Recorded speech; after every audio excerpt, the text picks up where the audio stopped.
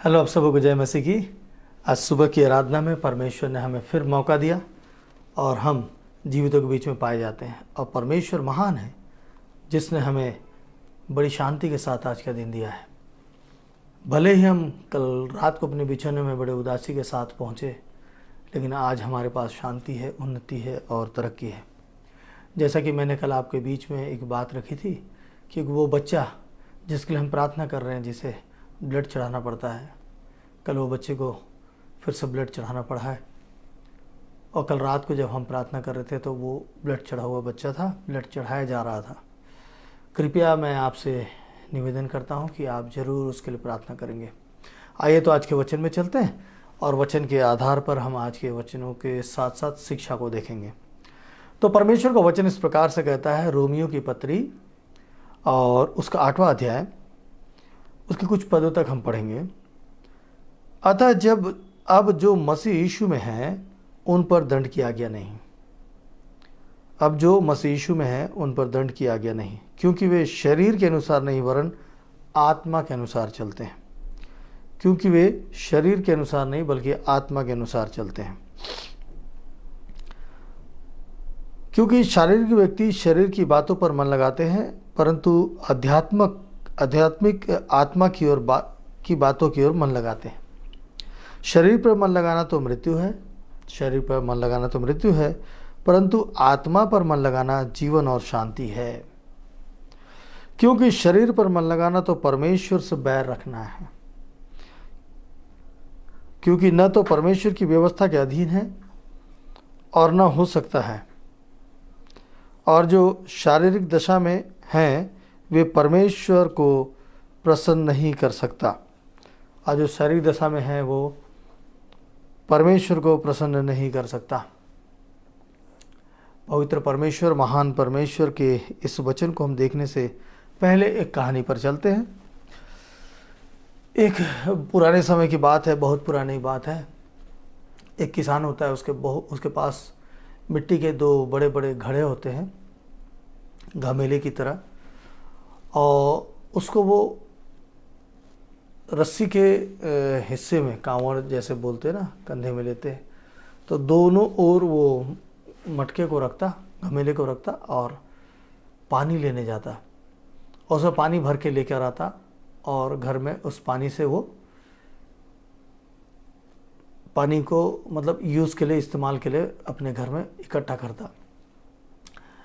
और लेकिन जब वो पानी भरने जाता तो उसमें से एक मटका जो था, वो मटका टूटा हुआ था, उसमें से पानी रिसता था। और ये लगातार पानी भरता और पानी भरते हुए लेकर आता। जब वो पानी घर पर लेकर पहुंचता तब एक घमेले का पानी आधा हो जाता और एक भरा हुआ रहता। और ऐसा लगातार चलता रहा। एक दिन क्या होता है, जिसका पानी भरा हुआ है वो घमेला दूसरे घमेले से बोलता है कि तू तो टूटा हुआ है, तू घर तक तो आधा पानी भी नहीं ला पाता है, और मुझे देख कि मैं पूरा पानी लेकर आता हूँ और मैं अपने में समा कर पूरा पानी लेकर आता हूँ। मैं बिल्कुल ठीक ठाक हूँ और मैं इसलिए लेकर आता हूँ, और तू तो टूटी हुई है। उससे वो उदास हो जाता है घड़ा, और वो फिर अपने किसान को बोलता है कि आप मुझे बदल क्यों नहीं देते, मैं आपकी मेहनत को अधूरा कर देता हूँ। आप जो इतने मेहनत से इतने दूर से पानी भर कर लाते हैं, लेकिन लाते लाते रास्ता भर में पूरा पानी आधा गिर जाता है। मैं टूटा हुआ हूँ और मेरे टूटे हुए होने के कारण आधा पानी हो जाता है, मुझे बदल दीजिए। किसान बोलता है कि तुमने रास्ते में फूल, पत्ते, हरे भरे वस्तुओं को देखा है जब हम जाते हैं और आते हैं? घड़ा बोलता है, हाँ।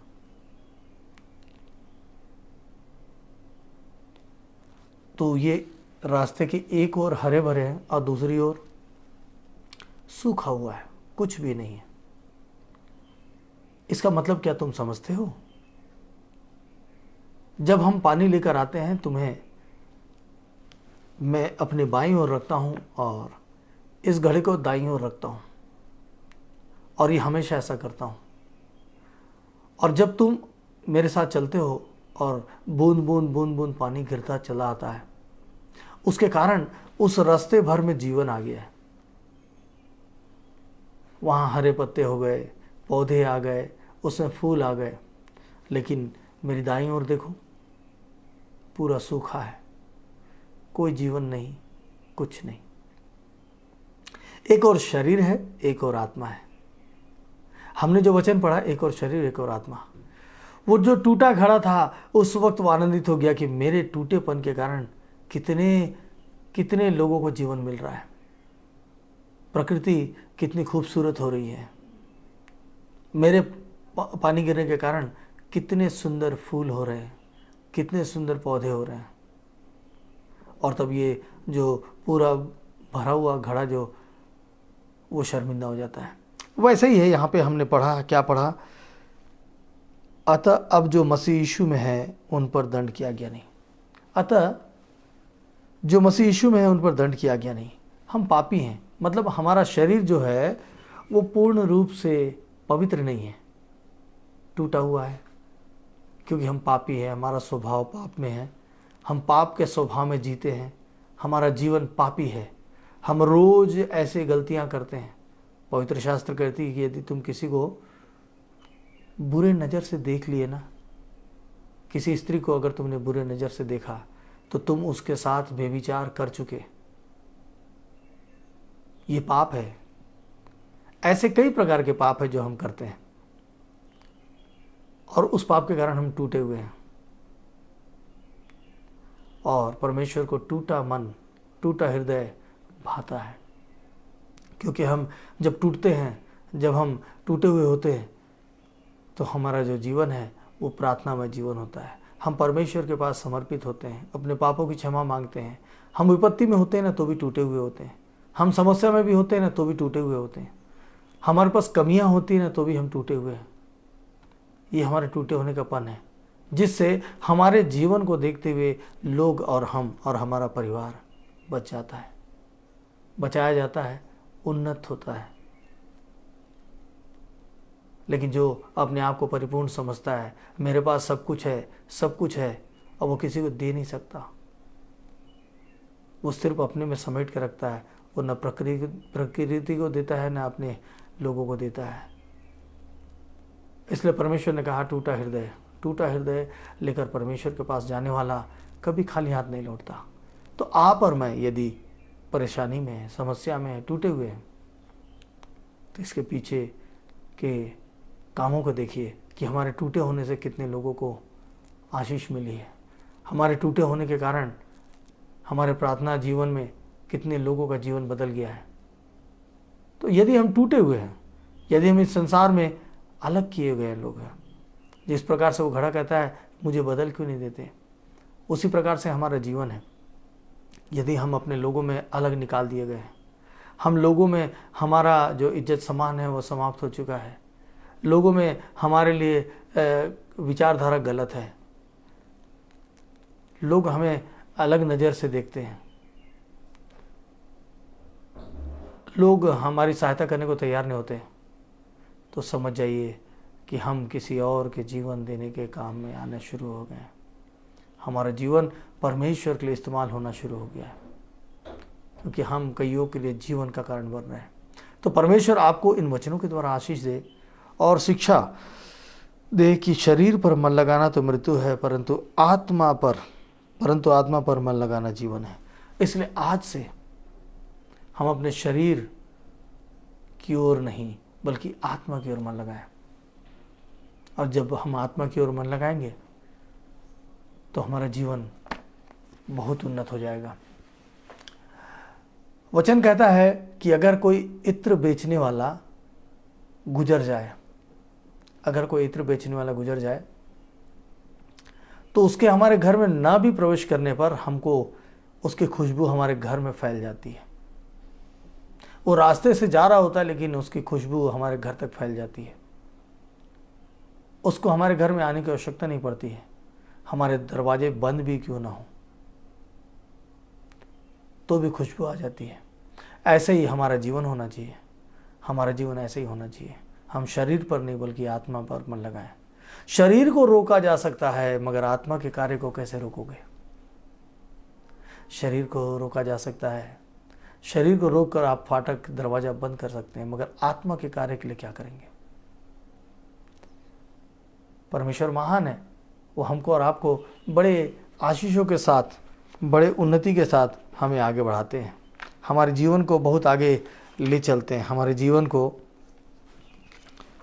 उद्धार की ओर ले चलते हैं। तो क्यों ना हम ऐसा काम करें जिससे परमेश्वर हमें, हमारे टूटे हृदय को देखे, जांचे और हमको आशीषों से भर दे। हमारे साथ साथ कईयों का जीवन जो है वो बचा लिया जाए। आइए हम प्रार्थना में चलें। सामर्थ्य पिता परमेश्वर, उद्धारकर्ता प्रभु, आज आपने हमें टूटे बर्तन के बारे में समझाया कि यदि हम ऐसे बर्तन हैं जो टूट चुके हैं, लेकिन हमारा टूटापन भी कईयों के जीवन का कारण होता है। हमारा बीमार होना और बीमारी से चंगा होना भी पिता परमेश्वर कई लोगों के लिए काम आता है। मेरे प्रभु, आज जो वचन आपने हमें दिया है, ये बहुत बेहतर वचन, हमारे जीवन को संभालने का वचन। प्रभु, जब तक जो टूटता नहीं वो फल देता नहीं पिता परमेश्वर। प्रभु, हालेलुया, हालेलुया, हालेलुया। अगर कठोर मिट्टी है, जब तक उस पर हल चले नहीं तो पिता परमेश्वर उसमें बीज नहीं बोया जा सकता। प्रभु, आपको धन्यवाद देते हैं प्रभु जी कि आपने हमें टूटने जैसे शब्दों को आपने हमें समझाया है। प्रभु जी, हम आज से ये सवाल ना करेंगे कि मेरे साथ ही ऐसा क्यों होता है। हम आज से ऐसा सवाल नहीं करेंगे कि सारा दुख तो मेरे ही ऊपर आ गया, बल्कि पिता परमेश्वर हम उसको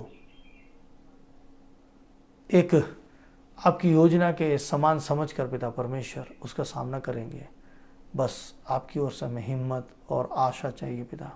और आज हमें जब आपने इस वचन को दिया है तो प्रभु जी, मैं विश्वास करता हूँ कि आपने हिम्मत और आशा दोनों को दे दिया है। हम सब जो अभी इकट्ठे हैं पिता, हम सब जो ये वचन को सुनते हैं पिता, हम सब जो ये किस्से को जानते हैं पिता परमेश्वर, प्रभु पवित्र पिता परमेश्वर, आज हमने जो जाना है पिता, इसके अनुसार हमारा जीवन हो जाए। धन्यवाद प्रभु, आपने प्रार्थना को सुना है, आपके पवित्र मीठे नाम से मांगते हैं, आमीन। तो एक ऐसा वचन और एक ऐसा खूबसूरत मौका, ये मौका हमें बार बार नहीं मिलता। जीवन एक बार मिला, टूटे हैं तो चिंता मत कीजिए, आपके पीछे बहुत सारे काम हो रहे हैं। परमेश्वर के लिए आप इस्तेमाल किए जा रहे हैं और परमेश्वर महान है जो आपको साथ में लेकर चलेंगे। प्रभु आप सबों को आशीष दे और उन्नत करे। आज आपको आपके हर काम को सफल करे, हर काम को सफल करे। निराश मत होइएगा, सिर्फ और सिर्फ आगे बढ़ते चलिएगा। फिर मिलेंगे, हमें इजाज़त दीजिए। कल प्रभु ने चाहा तो एक नए वचन के साथ आपसे फिर मुलाकात होगी। अभी आप मुझे इजाज़त दीजिए। आप सबों को जय मसीह की।